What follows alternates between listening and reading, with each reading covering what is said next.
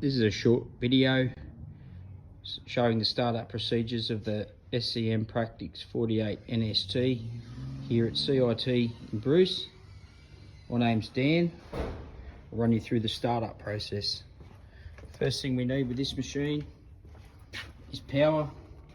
Our power control box located at the back of the machine here. We turn the isolation switch on, which gives us power. We also need air. Turning that orange knob down gives us some air pressure. And the third thing we need to switch on at the back of the machine is the isolation switch for the control box. So with those three switches turned on, we now go around the front.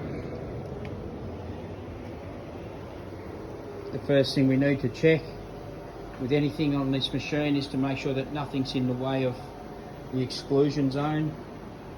The light barriers are not being blocked by a piece of timber or anything, and that we've got really no loose items on the top of the machine for safety.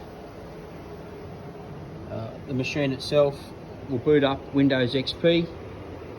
Once the Windows XP program's booted up, the Zilog program, which controls the machine, will automatically start.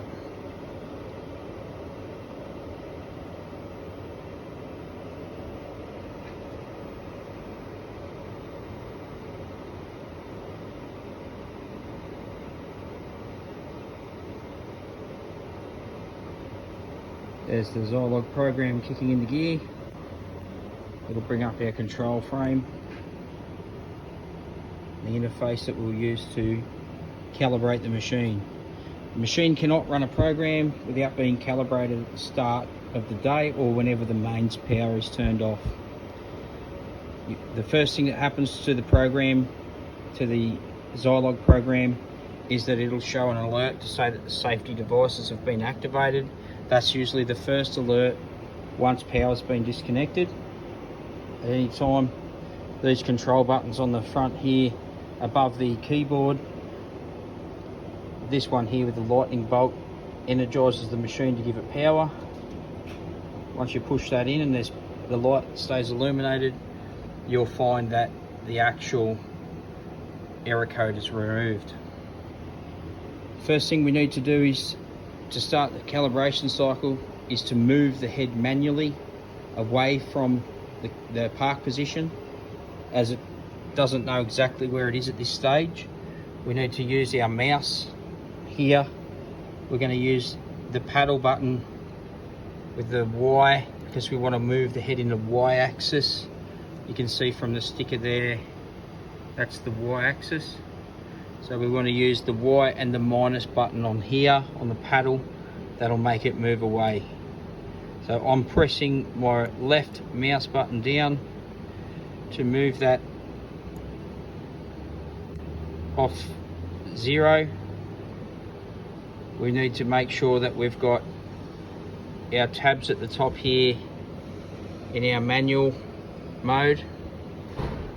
If any of these tabs are on automatic or calibration or MDI, you won't be able to move the paddle manually. They must be in this manual mode.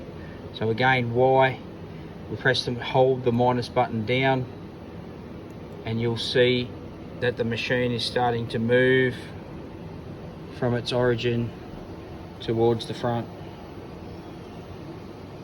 Once we get past around 400 millimeters, it's then safe to let the mouse button go, and we can then start the calibration cycle in the machine. We go up to the top of the page here where it says calibration. We can press the calibration tab to bring that forward. Without that being forward, we can't start the calibration cycle. Once we've got that selected, we leave the machine where it is. We come back down and press our cycle start button. The button with the arrows on all four sides is our cycle start. We'll push that in and we'll notice that the machine will start to move by itself. The machine head will go up and down, left to right, front to back, to find its own zeros.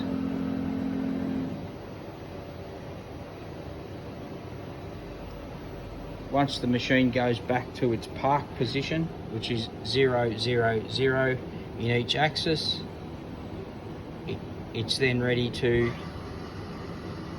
start the warm-up cycle or start loading a program if the machine's been pre-warmed up. Thanks for watching.